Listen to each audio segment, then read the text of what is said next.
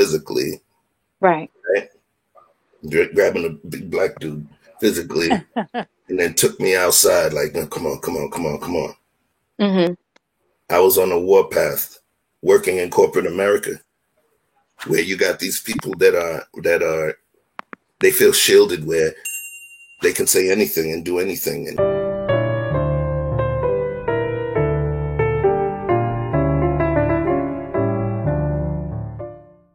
So, Chef, this is what I want to ask you. So, you said that whenever you make an offense or whatever, something pops off, you do a reflection. But once you do that self reflection, who does a reflection on you? mm, so I think I see where you're going. So you're absolutely right. One of the things that I do is I do my self reflection, right? And then I go through it and I see the point that I come to. I have to ask someone. And normally I'm one of those people that do that. I'd be like, "Yo, man, I mean, did you think I was wilding out yesterday? Like, I need your opinion. You know, what do you think? Do you think I overreacted? Am Mm-hmm. I elicit that. And when people give me feedback, even unsolicited feedback, Yeah. at times I take it because you don't know the impact. Sometimes our emotions don't allow us to receive unsolicited feedback. Right. But And do you have like one person or maybe people that you look towards that you absolutely respect that give you that feedback? yes, Okay. yes. Funny story. Funny story. Mm-hmm. One of them is actually to the right of your screen. Oh, wow. Okay. Dawn, like I've known Dawn, I've been so almost 15 years. Yeah. Okay. You get what Okay. I'm saying? 15 years, she's an accomplished professional, Mm-hmm. in corporate America as well. And, we came up in the trenches together, you know, and believe it or not, she saved me in a certain situation where, you know, I could have allowed my emotions to overtake me. This was years ago. Right. And she happened to see me, and she actually stopped in front of me and grabbed me physically, Right. right? Grabbing a big black dude physically, and then took me outside like, "No, come on, come on, come on, come on." Mm-hmm. I was on a warpath working in corporate America, where you got these people that are they feel shielded, where they can say anything and do anything and play little games, Right. where the places where you are from, those things would never be accepted. Right. So it's understanding this weird kind of environment. So she's one of those people. You get what I'm Okay. saying? You know, I have a few people, my lady definitely, because she was actually a friend before she became my lady. Right. You get what Right. I'm saying? So I always bounce it. I have to bounce it off someone. And that was a great question, because once I get my own self realization, I do need realization from the external side looking in to see Right. what it looks like, because that's where the whole issue of optics comes in. Right. Understanding even though your intent maybe is a certain way, the optics from the outside kind of determines what society sees, or what is a reality to others. Right. And it's not just getting the other side, but someone that you absolutely respect and revere, you know. And trust. Um, right. Yes. So I want to ask you, Dawn, when he does come to you, let's say you have not witnessed what he has done, um, and he does come to you, right? Uh-huh. Does he give you the information in a sense of giving you the full information without painting himself as the victim? Or does he actually give you the entire story, including what he might have done as well? You know, and I'm going to answer it honestly because, like I said, like Chef said, we go way back, Hmm. way back. So And we've saved each other, by the way, over the years. He's gotten me out of some rough situations as well, and we are good friends. Right. The thing about Chef, he's very transparent. Mm-hmm. So he will usually, I say, people like that kind of tell on themselves, basically. So I think he does give the full story, and he wants the honest feedback. Right.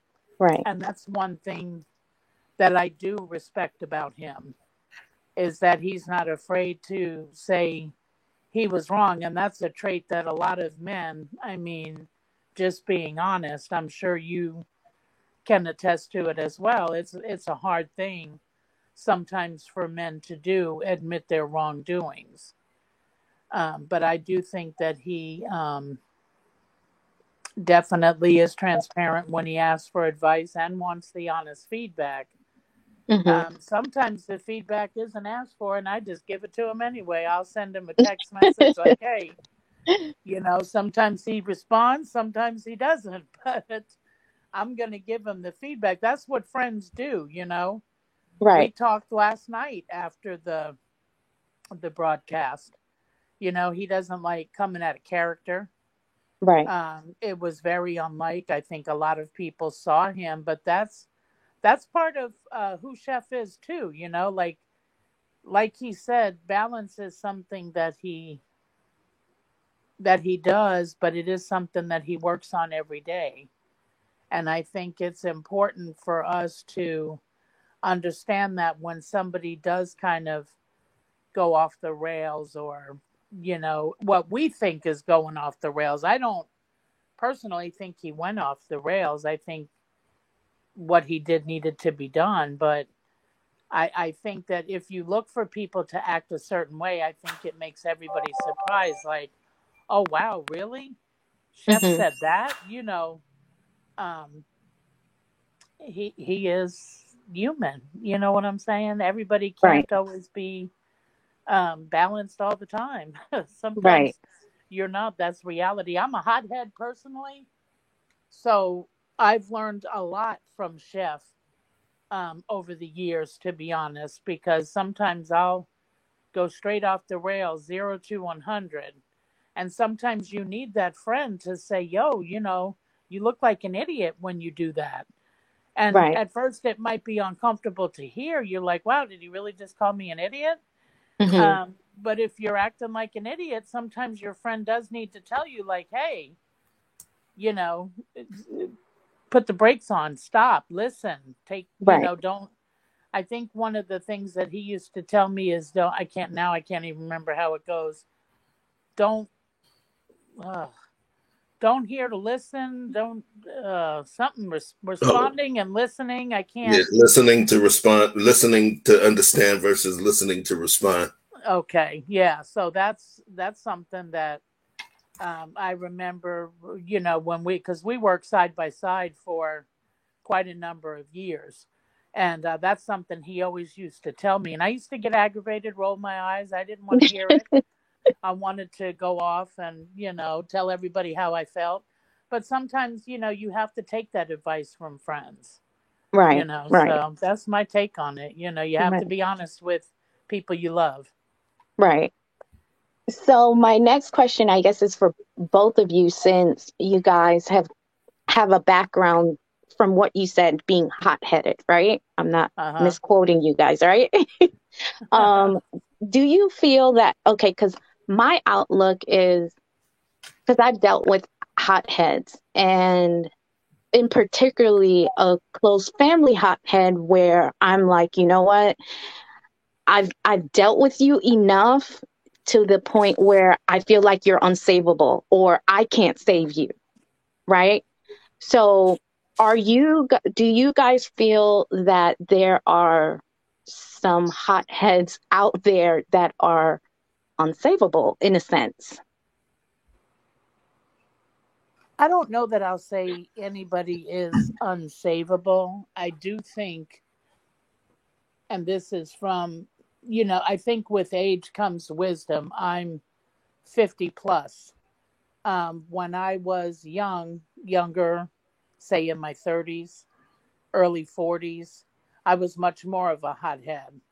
And Mm-hmm. the thing that gets, I think the thing that I didn't understand, and I needed good friends like Chef and other friends and even some family members, if you are such a hothead that people don't want to talk to you maybe about certain subjects Mm-hmm. or different things like, oh gosh, don't bring politics up around her. It's Right. just too much. It's going to cause a fight. It's going to, you don't want people to see you coming and run the other way, because then nobody wants to listen to your point of view if you're smacking them across the head with it. Mm-hmm. And I think I've learned that over the years, and I maybe can call myself now a reformed hothead. So you believe that they can be saved. How I about do. you? I was saved. I was saved. I had good people, that would, you need people to tell you about yourself, though. That's the thing. That's the only way you can get saved, because, you're the one that has to sit back in your place wherever you are, by yourself, to say, you know what? Maybe you are being an asshole.